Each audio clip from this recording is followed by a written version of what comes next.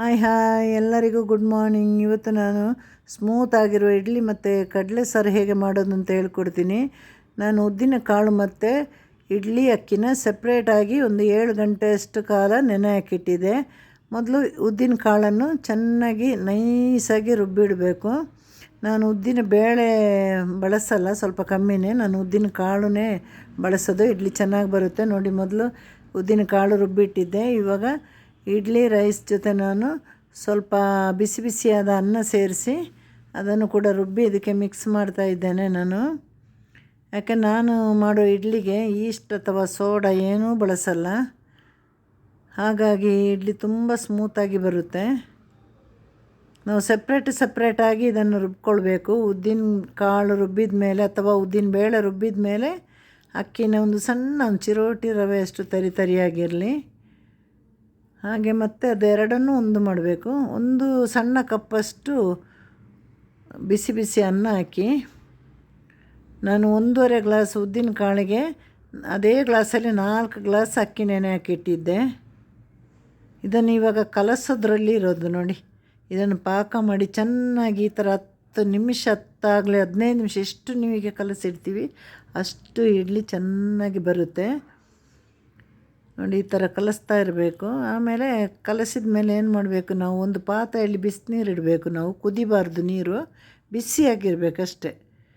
ಇವಾಗ ರುಬ್ಬಿದ ಹಿಟ್ಟನ್ನು ಇದರ ಮೇಲೆ ಇಡಬೇಕು ನಾವು. ಬೆಳಿಗ್ಗೆ ಉಬ್ಬಿ ಇದು ಪಾತ್ರೆ ಫುಲ್ಲು ಇಡ್ಲಿ ಹಿಟ್ಟಾಗುತ್ತೆ. ಇದಕ್ಕೆ ಈಸ್ಟ್ ಅಥವಾ ಸೋಡಾ ಏನೂ ಬೇಕಾಗಿಲ್ಲ. ಬೆಳಿಗ್ಗೆ ಎದ್ದು ನೋಡಿ ಎಷ್ಟು ಉಬ್ಬಿದೆ ನೋಡಿ. ಇವಾಗ ಇಡ್ಲಿ ಪಾತ್ರೆಗೆ ಈಗ ಉಪ್ಪು ಹಾಕಬೇಕು. ರಾತ್ರಿ ಉಪ್ಪು ಹಾಕಿದರೆ ಇಡ್ಲಿ ಹುಳಿ ಬರುತ್ತೆ. ಕೆಲವರಿಗೆ ಹುಳಿ ಇಷ್ಟ ಇದ್ದರೆ ರಾತ್ರಿಯೇ ಉಪ್ಪು ಹಾಕಿ. ಇವಾಗ ಚೆನ್ನಾಗಿ ಕಲಸಿ ಇಡ್ಲಿ ತಟ್ಟೆಗೆ ಎಣ್ಣೆ ಸವರಬೇಕು. ಕೆಲವರು ಬಟ್ಟೆ ಹಾಕಿ ಇಡ್ಲಿ ಮಾಡೋದುಂಟು, ಅದು ಕೂಡ ಚೆನ್ನಾಗಿರುತ್ತೆ. ಈಗ ನಾನು ಎಣ್ಣೆ ಹಾಕೋದು. ಹಾಗೆ ಎಣ್ಣೆ ಸವರಿ ಇಡ್ಲಿ ಈ ಥರ ಒಯ್ದು ಒಂದು 10-15 ನಿಮಿಷ ಕಾಲ ಇಡ್ಬೋದು. ಎಲ್ಲರೂ 5 ನಿಮಿಷದ ಇಡ್ಲಿ ಅಂದ್ರೂ ಸರಿಯಾಗಿ ಬೇಯಲಿಕ್ಕೆ 10 ನಿಮಿಷ ಬೇಕೇ ಬೇಕು ನೋಡಿ. ಈ ಥರ ಪಾತ್ರೆಯಲ್ಲಿ ಇಡ್ಲಿನ ಇಡಿ ನೀವು, ಒಂದು 10-15 ನಿಮಿಷ ಬೆಂದರೆ ಸಾಕು. ಇದು ಬೇಯುವಷ್ಟೊತ್ತಿಗೆ ನಾವು ಆ ಕಡೆ ಕಡಲೆ ಸಾರಿಗೆ ನಾವು ರೆಡಿ ಮಾಡಿ ಇಟ್ಕೊಳ್ಬೇಕು. ಇಡ್ಲಿಗೆ ಚಟ್ನಿನೂ ಸಾಂಬಾರು ಎಲ್ಲ ಚೆನ್ನಾಗಿರುತ್ತೆ. ಕಡಲೆ ಸಾರು ಇನ್ನೂ ಚೆನ್ನಾಗಿರುತ್ತೆ ನೋಡಿ. ಅದು ಕೂಡ ರಾತ್ರಿನೇ ನೆನೆ ಹಾಕಿಟ್ಟಿರಬೇಕು. ಕಾಬೂಲ್ ಕಡಲೆ ನಾನು ಚೆನ್ನಾಗಿ ತೊಳೆದೆ ನೋಡಿ, 2-3 ಸಲ ತೊಳಿಬೇಕು. ರಾತ್ರಿನೇ ನೀರಲ್ಲಿ ಹಾಕಿಟ್ಟಿದ್ದೆ. ಇವಾಗ ಕುಕ್ಕರಲ್ಲಿ ಕೆಲವು ಥರ ಇರುತ್ತೆ.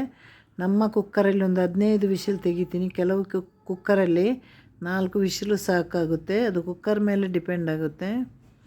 ಹಾಗಾಗಿ ನನ್ನ ಕುಕ್ಕರಲ್ಲಿ ನಾನು ಉಪ್ಪೆಲ್ಲ ಹಾಕದೆ ಬರೀ ನೀರು ಹಾಕಿ 15 ವಿಸಿಲ್ ಬರೆಸ್ತೀನಿ. ಇವಾಗ 1 ಕಪ್ ದೊಡ್ಡ ಕಪ್ ತೆಂಗಿನಕಾಯಿ, ಒಂದು 10 ಗುಂಟೂರು ಮೆಣಸಿನ್ಕಾಯಿ, 1 ಸ್ಪೂನ್ ಧನಿಯಾ ಬೀಜ ಹುರಿದಿಟ್ಟಿರೋದು, ಮೆಣಸಿನ್ಕಾಯಿ ಎಣ್ಣೆಯಲ್ಲಿ ಹುರಿದಿಟ್ಟಿದ್ದೀನಿ, ಸ್ವಲ್ಪ ಅರಿಶಿನ ಪುಡಿ, ನೀರು ಹಾಕಿ ಚೆನ್ನಾಗಿ ರುಬ್ಬಿ.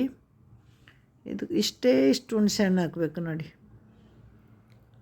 ಈಗ ನೀರು ಹಾಕ್ಕೊಂಡು ರುಬ್ಬಿ, ತುಂಬ ನೈಸಾಗಬೇಕು ಅಂತ ಇಲ್ಲ, ಒಂದು ಸಣ್ಣ ತರಿ ಇದ್ದರೆ ಚೆನ್ನಾಗಿರುತ್ತೆ ಕಡಲೆ ಸಾರಿಗೆ. ಈಗ ಅರ್ಧ ರುಬ್ಬಿದ ನಂತರ 1 ಎಸಳು ಬೆಳ್ಳುಳ್ಳಿ ಹಾಕಿ, ಚಿಕ್ಕ ಎಸಳು ಅಥವಾ ಅರ್ಧ ಸಾಕಾದರೆ ಅರ್ಧ ಸಾಕು. 1 ಚಿಟಿಕೆ ಜೀರಿಗೆ ಹಾಕಿ ಮತ್ತು ಸ್ವಲ್ಪ 1-2 ನಿಮಿಷ ರುಬ್ಬಿ ಚೆನ್ನಾಗಿ ನೋಡಿ.